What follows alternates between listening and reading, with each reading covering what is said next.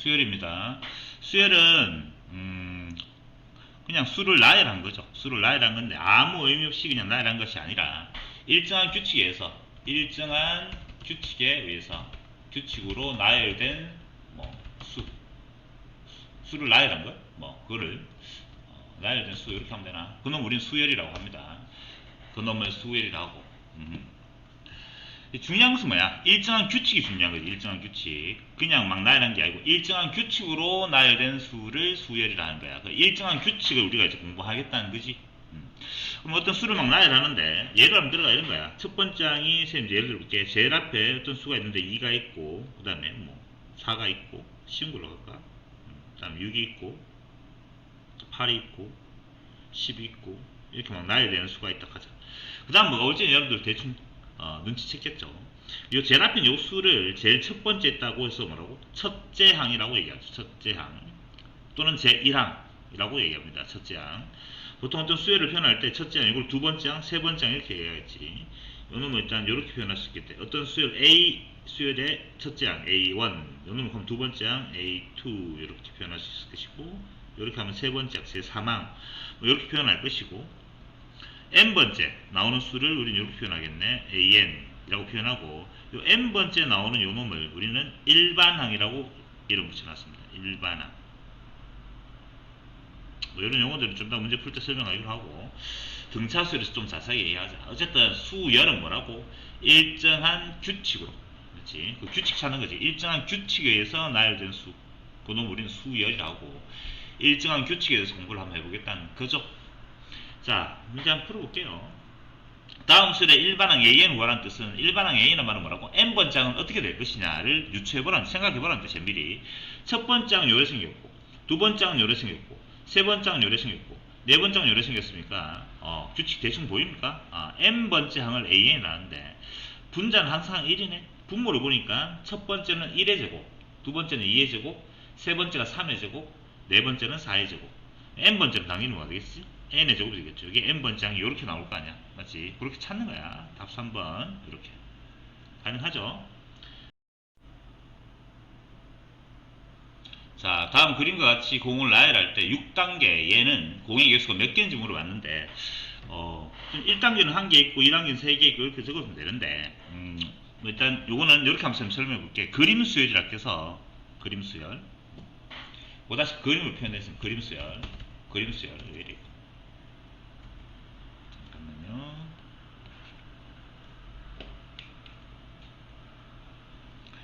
자, 이렇게 한번 적어볼게요. 그림 수열이라 해서 보다시 그림으로 표현된 수열이죠. 그림 수열인데 그림 수열이 나오면 쌤 이렇게 얘기합니다. 일반적으로 문제 풀 때 그림 수열은 전에 있던 것 더하기 새로 생긴 것, 전에 있던 것 더하기 새로 생긴 것, 이렇게 표현하면 규칙이 좀 보일 것 같아요. 자, 무슨 말인지 한번 적어볼게. 첫째 항이 지금 첫 번째 1이잖아. 1이라고 적고, 두 번째 개수가 지금 3인데 3이라 적지 말고 전에 있던 거에다가 새로 두 개 더 생겼으니까 더하기 요래 적겠다는 뜻이죠. 이렇게 1 더하기 이렇게. 그렇죠? 3단계는 보니까 하나 둘 6개가 있는데 그 6개가 6이라 적지 말고 원래 있던 1 더하기 2에서 새로 생긴 게 몇 개야? 3개. 이렇게 적으면 되겠네. 규칙 보이죠? 이거는 1 더하기 2 더하기 3에다가 더하기 4 이런 식으로 표현될 것이죠. 맞지? 따라서 6단계에서는 당연히 답이 뭐가 되겠노? 6단계에서는 1 더하기 2 더하기 3 더하기 4 더하기 5 더하기 6까지가 되겠죠. 이게 6단계가 되겠죠. 이런 식으로 규칙을 찾을 수 있다는 뜻이야. 요놈 다 더하면 답이 되겠죠. 더하는 방법은 뒤쪽에 등차수열의 합을 배우겠지만 지금은 그걸 안 배웠으니까 그냥 다 더하겠습니다. 맞지? 다음은 얼마야? 이렇게 3, 6, 10, 15, 21 이렇게 적으면 되겠지 뭐. 이렇게 적자. 지금은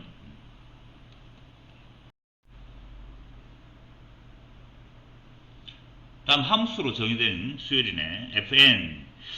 첫 항부터 4항까지 하니까 첫 항은 n자리 1 넣는 거죠. n자리 1 넣으면 얼마야? 마이너스 2 더하기니까 마이너스 1 되겠죠. n자리 1 넣는 거 f1. 그럼 n자리 2 넣으면 되겠지. 이게 두 번째 항이야. n자리 2 넣었지만 마이너스 3이 되니까 이렇게. 세 번째 항에다가 n자리 3 넣으니까 마이너스 5가 될 것이고 이렇게. 4항까지니까 4 넣으니까 마이너스 7이네. 이거 다 더하면 얼마인데? 이름으로 보는 거죠. 맞죠? 마이너스 16. 그게 답입니다. 다음 일반항으로 옳지 않은 것은 근데 첫 번째는 첫째 항이 1, 두 번째 항이 2, 세 번째 항이 3 이렇게 나열된다면 n번째 항은 당연히 n이 되는 게 맞다.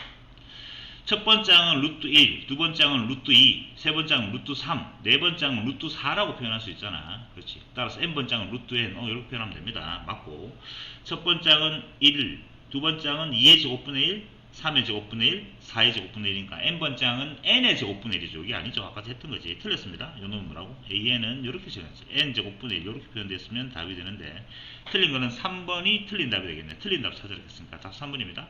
3번인데 나머지는 먼저 확인해보자. 보니까 요 놈은 첫째 항은 1, 두 번째 항은 마이너스 1, 마이너스 1, 뿔마 이렇게 바뀌네. 마이너스 1에 n 플러스 1. 요 놈이 홀수가 되면, 요게 짝수가 되면서, n이 홀수가 되면 전체 값은 짝수가 되면서 플러스가 되고, 요 값이 짝수가 되면 전체 값은 홀수가 되면서 마이너스 되고, 그래 되는 거 맞네요. 맞습니다. 요 놈은 1분의 1, 2분의 1, 3분의 1, 4분의 1이니까 n분의 1. 맞죠? 틀린 답은 3번이 일반항으로 쏙 옳지 않은 게 되겠습니다.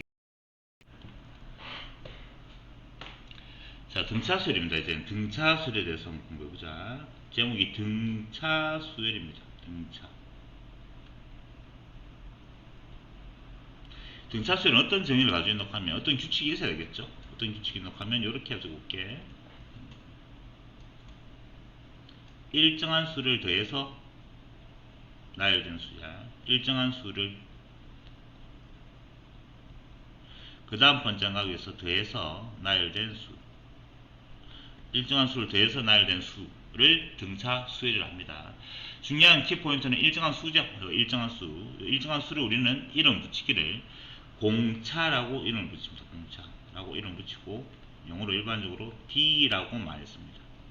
자, 예를 들어가서 검색해 볼게요. 숫자로 어떤 수열이 있는데 뭐 2가 있고 첫 장이 2고 그 다음에 5가 있고 두 번째 장이 5가 있고 그 다음에 8이 이렇게 11이 있고 이렇게 14가 있고 이렇게 진행되는 수열이 있다 치자. 이렇게 보다시피 일정한 수를 더하고 있습니다. 얼마 더하고 있지? 3을 더하고 그 다음 번째 한가에서 계속 3을 일정한 수 3을 더하고 있잖아. 맞지? 그럼 여기서는 공차 D는 뭐가 되는 거야? D가 3이 되는 거죠. 3. 맞지? 그럼 제일 앞에 있는 요 놈을 첫째 항이라 하지. 첫째 항. 첫째 항을 우리는 일반적으로 A1이라 하는데 A1이라 하는데 요 놈이 지금 2인지를 알고 있는 그런 형태예요. 이렇게. 맞지? 요렇게 등차수열은 등차란 말은 차이가 계속 같은 수열이란 말이지. 차이가 전부 다 얼마야? 차이란 말은 큰 것 작은 걸 뺀 거잖아. 얼마야? 항상 3이지. 그 다음에 그런 걸 공차라고 공통된 차이라 해서 공차랍니다. 자, 요거는 등차수를 하겠네요. 그럼 자, 등차수에서 중요한 건 일반항이잖아. 적어볼게. 첫째 항을 우리가 A1이라 하고, 두 번째 항을 우리가 A2라고 하고, 세 번째 항을 A3라 하고, 이렇게. 네 번째 항을 A4라 하고, 이렇게 진행된다면, 우리는 N번째 항은 뭔지를 알고 싶은 거야. 맞지? 첫째 항은 그냥 A라고 적을게요. A라고 표현하죠, 첫째 항. 두 번째 항은 첫 장에다가 공차를 돼 있잖아. 등차수니까 얼마나 D로 돼 있는 거지, 이렇게. 세 번째 항은 또 D를 더하면 2D가 되겠네. 2D. 네 번째 항은 A 플러스 3D가 되겠네. 요러한 규칙으로 계속 진행되겠죠. 그렇다면 N번째 항은 당연히 뭐가 될까요? A 플러스 N 마이너스 1D가 되겠지. 이게 일반항이야. 그래서 저거 보니까 이렇게 말할 수 있겠지. 일반항, 등차수의 일반항 AN 구하는 공식 이렇게 해야 되나? 그 놈은 A1, 요 놈은 첫 장이야. 더하기 N-1D 이렇게 표현할 수가 있겠습니다. 됐죠? 요 A1이 뭐지? 요 놈을 우리는 첫항이라고 하죠. 첫항 A1은 첫항. 그 다음에 요게 공차지. 공차도 알아야 되고 요 N은 항의 넘버라 하죠. 항의 수 이렇게 얘기할 수 있죠. 자, 그래서 자, 요 등차수 일반항이 중요한데 물론 제일 중요하겠죠, 이거. 그럼 주어진 문제에서 한번 연습해 볼까? 요놈 같은 경우는 첫 장이 얼마야? 2. 두 번째 장이 3. 이러니까 공차가 3 이렇게 있잖아. 그럼 요놈의 일반항 AN 한번 적어 보자고. 요 주어진 예를 들어난 요 수의 일반항 AN은 첫째 항 2.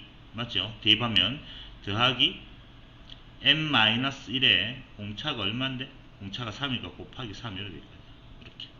정리해보면 이렇게 나옵니다. an은 3n 마이너스 1 이렇게 되겠죠. 이게 지금 우리가 일반항이 돼버린 거예요. 요 기계지, 마치 기계. n자리에 1 넣어보니까 a1 n자리에 1 넣으면 2가 되는 거 맞죠? 4 넣어보자. 이게 네 번째 항이잖아. n자리에 4 넣으면 11 나온 거 맞지? 요렇게. 요 기계만 알고 있으면 요게 일반항인데 요 놈만 가지고 있으면 100번째 항도 뭔지 구할 수 있고, 또는 뭐 예를 들어서 계속 진행하다 보면 23이라는 놈은 또 몇 번째 항인지도 알 수 있고, 그렇게 항의 넘버도 알 수 있고 공차도 알 수 있고, 공차는 3이죠. 요 앞에 있는 거 3. 그런 것들을 알 수가 있는 거죠. 일반항이 가장 중요한 거야. 자, 근데 요거를 요렇게만 외우지 말고 요렇게 외웁시다. 전개는 식으로 외우자. 어떻게든 조금 더 빨리 계산하기 편하고. 그럼 정리할 거 뭐 되죠? 요렇게 되죠. 그 다음에 a-d 이렇게 됩니다. 이렇게 외우도록 합시다. 쌤, 요거 외우는 방법 이렇게 외웁니다. 우리나라 말로 외우자. 공차 n입니다. 공차 n. 공차 n 첫째 항 빼기 공차. 따라해. 뭐라고?